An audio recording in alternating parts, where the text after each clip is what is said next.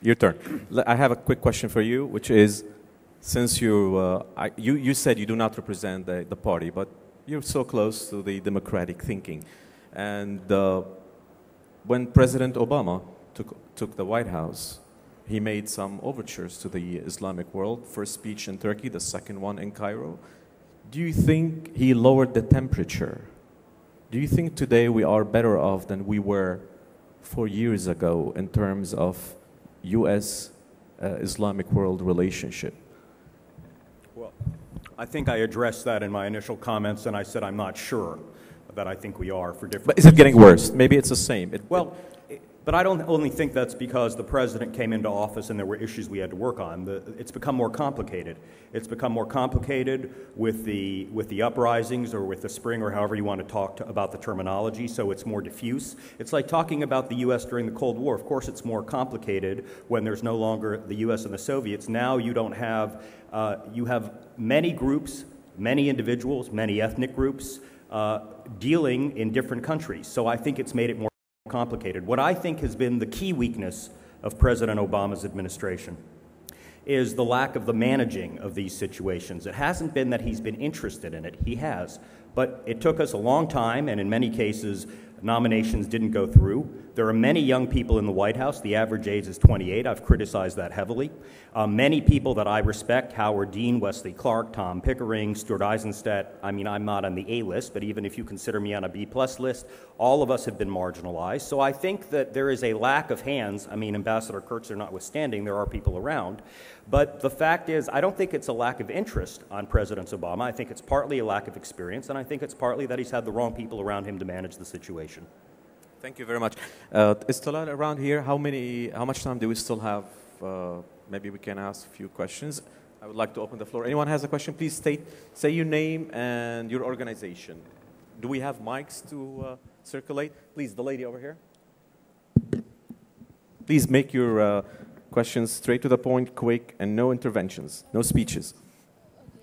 Bonjour, je m'appelle Ihsan Gennoun, étudiante en deuxième année de l'école de gouvernance et d'économie. Donc mon intervention s'adresse à Monsieur Khabdoudji. Just wait 1 second, please, so they can get the... Go ahead. Ok, donc mon intervention s'adresse à Monsieur Khabdoudji. Donc vous avez dit que la Palestine était une question sous-jacente, et même si on ne l'exprime pas, elle est dans nos cœurs. Donc, Mr. Ariqa, does it help you somehow that Palestine is only in our hearts?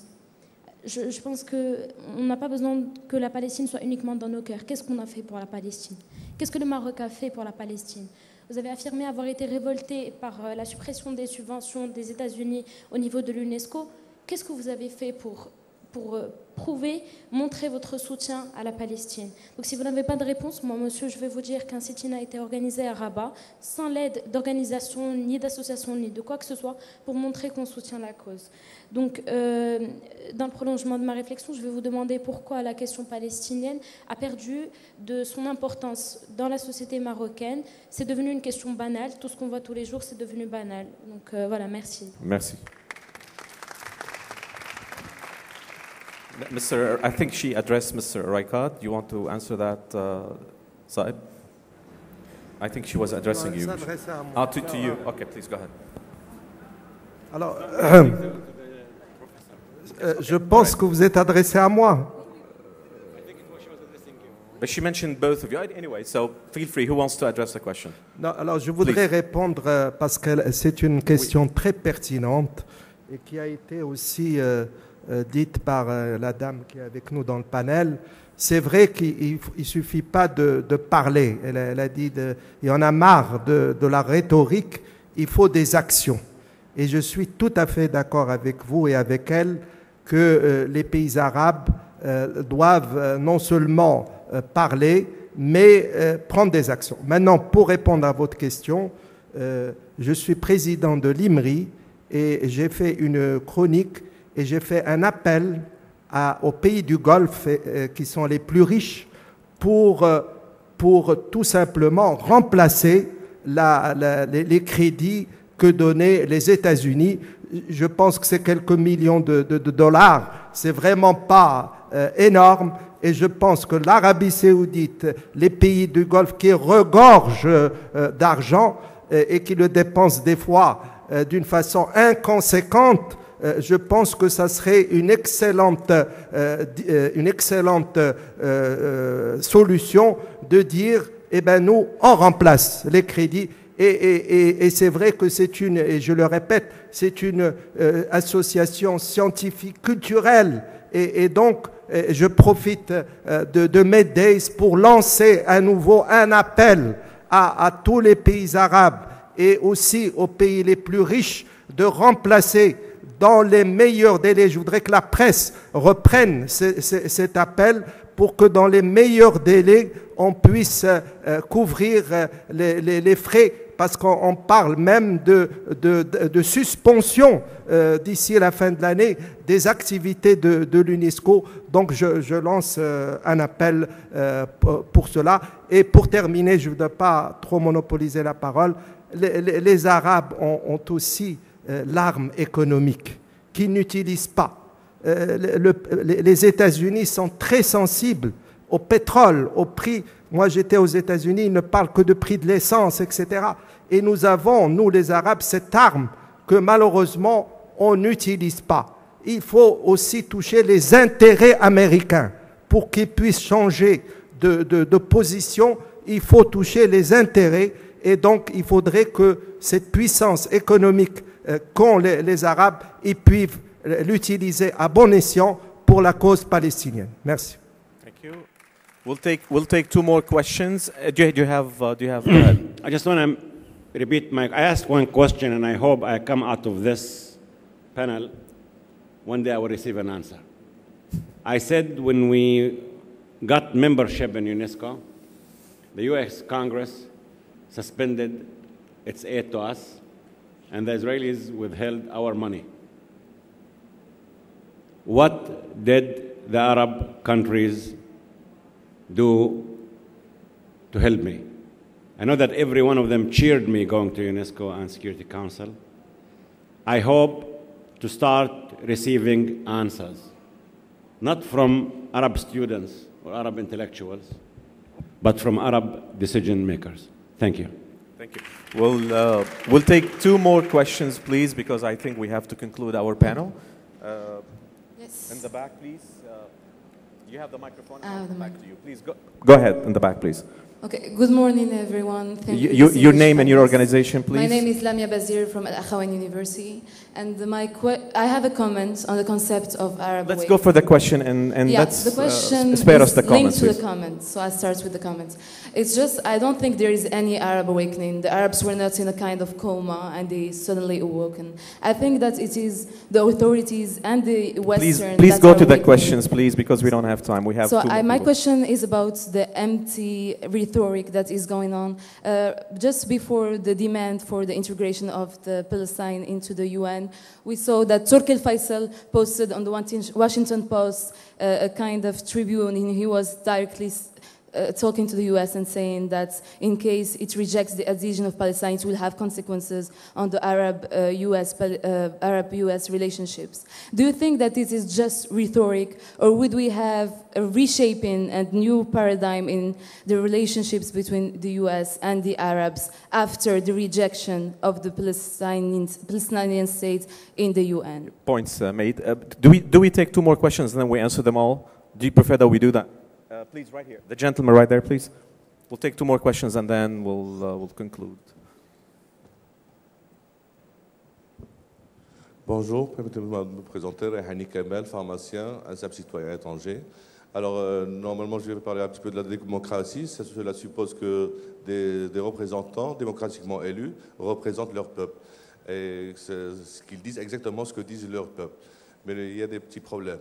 Et quand on parle du réveil arabe, je crois qu'il faut surtout parler des brûleurs qui ont d'abord commencé par brûler leurs papiers pour immigrer dans les autres pays. Il y en a encore des milliers, des centaines de milliers, pour refuser cette situation économique désastreuse et sans dignité.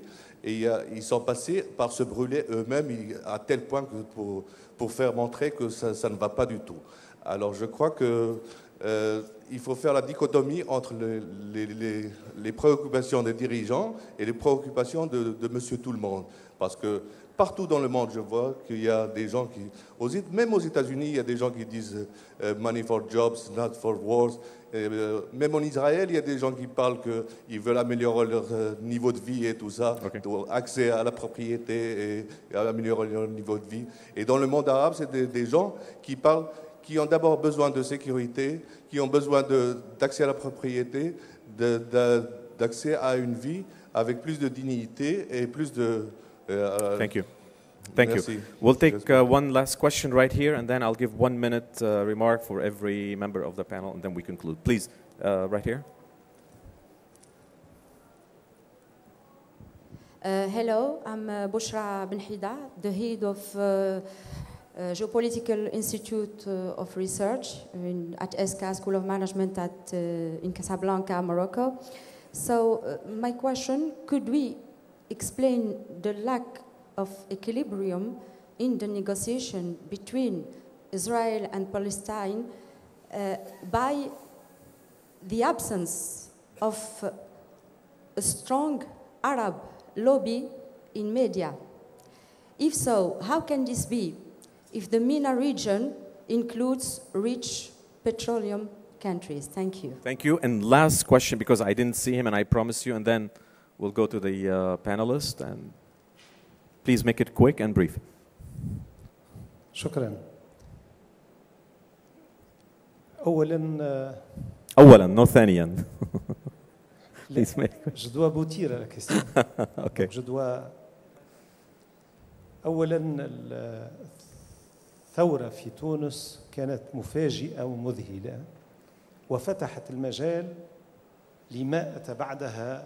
Please, no speeches. Let's go straight to the question, please. We don't have time. Ask the questions, please. Ask the question, please. La question est la suivante. Please. أية جغرافيا للمنطقة العربية في حال انتهت هذه الثورات إلى ما لا نراه اليوم؟ أثارت الثورات إمكانية الكلام للعرقيات والمذهبيات والجهويات. أية جغرافيا للمنطقة العربية؟ في السودان دولة جديدة، العراق نراه كما نراه، فأية جغرافيا ترون وأنتم المؤهلين أنتم المؤهلون للحديث عن هذه المشاكل الاستراتيجية الحقيقية؟ شكرا. شكرا. شكرا. 1 minute for each panelist, please, starting by Mark. Please, go ahead. First of all, ma'am, excuse me. Hi. In the back, your question? No questions. Please, go ahead. Sorry, I need to speak in the microphone. No, I'm answering the questions. That's what you've asked me to do. Please do. I think it's too early to see what kind of relationship the U.S. is going to have with the countries and entities and the governments that come out of this. And I think you've seen that, unfortunately. Do I think it's going to be better? Maybe it'll appear to be better, but maybe in a security sense it'll be worse. Will the rejection of a Palestinian state or a declaration affect the U.S. Stand on a two-state solution? No, and I think that there are going to be fairly serious negotiations going on behind the scenes, not publicly since it's an election year, and I think Saeed knows that. And by the way, the initial problems in Camp David in the early 90s were about water, not about geography. Economics and dignity. I think there are differing issues in each of the countries. I think there are different issues in Egypt, in Tunisia, in Algeria. I think there are different issues in Yemen. I think young people, some of them are political, some of them are economic. So I think you're trying to mix apples and oranges. I think that time will tell. Maybe the middle of next year we'll see whether there is more economic opportunity and there is more dignity. I think we can already see there are issues in Libya, for example, about the question of dignity and how people are being treated. Lack of equilibrium, well, I think it's true. I think there isn't an Arab presence. I think Saeed has talked about it. I think there's a lot of duplicity in Arab governments, in Arab countries, self-interest, motivated partly by economics, world companies, who I often criticize. And I would wish that some Arab countries would take the stand and take the lead. After all, King Hassan used to in Morocco. Unfortunately, by doing so internally, he had a more draconian system than King Mohammed, who as a result of focusing on Morocco's domestic policies has therefore lost out internationally. But I think it would be a wonderful opportunity, and despite the fact that Saeed says he doesn't want the U.S. involved, I think, unfortunately, by necessity, somebody steps in and it's been the U.S. Would you rather have China? That would be an interesting concept. Tunisia, I'm not very well versed in Tunisia in the different groups. I think it's true that there are going to be complications amongst the different ethnic groups in the different Arabic countries. And I also think it's hard to compare Sudan and Tunisia for different reasons. They have their different problems. I want to just, one last comment. I had a taxi driver in London once said to me, you know, you Americans, when you're a colonial power, you were naive. We Brits, we're arrogant, and when the Chinese are the colonial power, they'll be brutal. I still think our way of dealing with colonialism is a better way. Thank you. Octavia, please, 1 minute. I'm going to answer this question because I think it is the most important to be asked today, which is, where are we going? And of course, the geography, the future geography, no one knows it. It's too early to predict where all this is going. That's why when you're looking at the landscape as it is today, it's all reactive, starting with Iraq to Sudan to Tunisia, Egypt, and so forth. All of them were reacting to the situations. What I would advise, and I think Morocco is doing this in parts, what I would advise is to be proactive in all this. It's like, you know change is coming, you know change is in the air. Be proactive, plan your future, decide what are your priorities, put your house in order, and then decide how you're going to deal with your neighbors, with the entire Arab League, and the rest of the world, including the United States. Mr. Raikat, your concluding remark, please.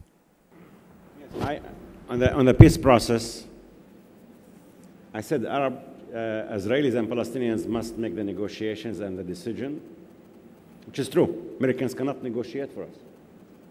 But does that mean Americans will be involved? Yes, we need them to be involved. And I said they need to hold Israel accountable in order to achieve peace.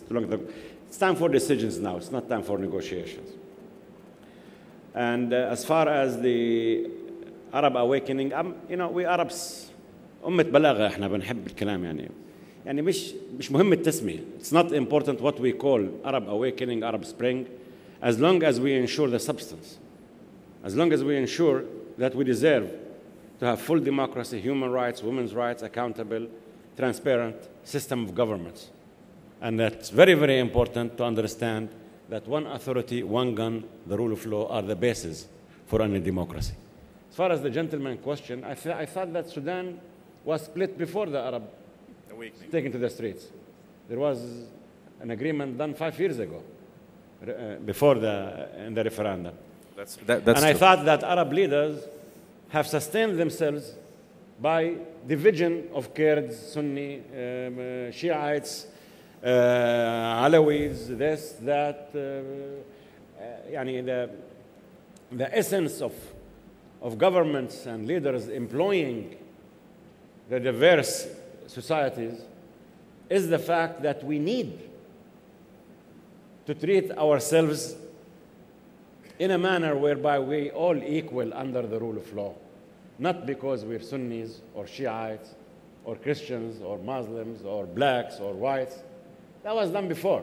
This is the failure. This is our failure. These are our citizens. Christians are not a minority. Christians are Arabs, just like me and any other Muslims who happen to have a different religion. We cannot, even the term we use is wrong. We cannot call them a minority. Every single person living in the Arab world is an Arab, irrespective of what his origin, religion, or anything. So please, let's not find pretexts to say that because of the Arab people demanding democracy that we lost our way. No, we are in the right way. We found our way. We've never lost it. Arabs are ready for democracy. We are people who began their religion with one word: read. اقرأ. واليوم 40%, today 40% of our Muslims are illiterate. That's not the fault of Islam. That's not the fault of being Arab. That's the fault of our system of governments and change, and it will change. Thank you. Thank you. Ambassador Kurtzer, please. I think Winston Churchill once said, and was actually repeated by Gamal Abdel Nasser, that the United States always ends up doing the right thing, but only after it's exhausted all the other alternatives. This panel is supposed to have been assessing U.S. policy in the region, and I think what we've heard today from those of us up here, as well as from the audience, is that there's still room to do the right thing, having not exhausted all the wrong things. With respect to the Arab Spring, as I noted earlier today, I think the United States has found a way to both balance its very hard strategic interests with an equally important imperative of allowing Arab populations to define their priorities and to define the kinds of politics that they want to take place within their respective countries. With respect to the peace process, I think there's a lot of hard work yet to be done, a lot of tough choices. But in this respect, it's not only up to the United States to make the right decisions, but also up to Israelis and Palestinians. And if we can all align our interests and our policies, I think we can see substantial progress in the period ahead. Thank you very much. Mr. Kurdouri, please. Alors moi je voudrais intervenir sur 2 points. Oui, une minute, s'il vous plaît. D'abord, très rapidement, répondre à Madame concernant pourquoi n'y a pas-il un lobby pro-arabe, notamment aux États-Unis. Eh bien, je vais vous dire pourquoi. D'abord, manque d'unité des pays arabes. Chaque pays arabe aux États-Unis essaie de défendre ses intérêts nationaux et il n'y a pas une cohésion et une cohérence des pays arabes pour le faire. Ça, c'est le premier. Deuxièmement, je voudrais insister, ce n'est pas pour faire peur à l'assistance, sur la puissance donc, du lobby pro-israélien. Il ne faut pas oublier que les Juifs ont commencé à immigrer aux États-Unis au XIXe siècle. Et moi, j'ai visité à Washington, dans un musée, tout un étage où on montre comment les Juifs sont venus au XIXe siècle et toute l'histoire entre les Juifs et les États-Unis. Donc, il y a un ancrage. Il faut être réaliste et reconnaître les choses. Il y a un ancrage juif aux États-Unis que n'ont pas les Arabes. Les Arabes n'ont commencé à aller aux États-Unis que bien plus tard. Et aussi, et ça peut nous servir pour nous, Arabes, concernant l'immigration, les Juifs qui sont venus aux États-Unis ont pris des places très importantes dans les sociétés, dans les médias, au Congrès. Comme je vous l'ai dit ce matin, il y a beaucoup de congressmen d'origine juive. Je termine. Donc c'est pour dire simplement que nos immigrés aussi doivent s'impliquer en politique dans les pays d'accueil et essayer d'avoir... si vous permettez une petite seconde concernant l'avenir du printemps arabe. Ça, c'est très important. Moi, je ne vous cache pas, il est impossible, si on est là, comme je l'espère, l'année prochaine, il est impossible de prévoir ce qui va se passer à la fin de 2012. Comme en 2010, on n'avait absolument pas prévu ce qui allait se passer en 2011. Personne n'avait prévu cela. Donc, maintenant, je voudrais juste attirer votre attention. L'histoire n'est pas finie. Le printemps arabe a à peine commencé. Et les défis sont énormes pour une véritable démocratisation de ce pays. Et il faut que les démocrates, dans chacun de ces pays, et même dans notre pays au Maroc, puissent se mobiliser pour instaurer une véritable démocratie dans le Maroc et dans tous les pays du printemps arabe, et surtout continuer à défendre les droits de l'homme et l'égalité homme-femme. Il ne faut pas qu'il y ait un retour sur les droits de l'homme et l'égalité homme-femme. Thank you. Mr. Abou-Ghaffar, can you bring us back to the 21st century, please? Yes. I think many of us forgot Karl Marx. I'm not a Marxist, I've never been a Marxist, but Karl Marx said many, many years ago, revolutions come. He did not say that about revolutionary guard and these things, lead guard, but he said revolutions come. I think in the Arab world now, the democratic awakening in the Arab world, we have to differentiate between democratic idealism and also the reality of politics in our countries. First thing, in order to succeed, to build democratic societies, we have to institutionalize the concept of a state in the Arab world, first. And secondly, we have to build institutions which help to hold those democratic principles. Otherwise, democracy will not succeed in the Arab world. Thank you. With these remarks, we come to our conclusion. Please join me in thanking our panelists for their insights and their candid remarks. Thank you very much.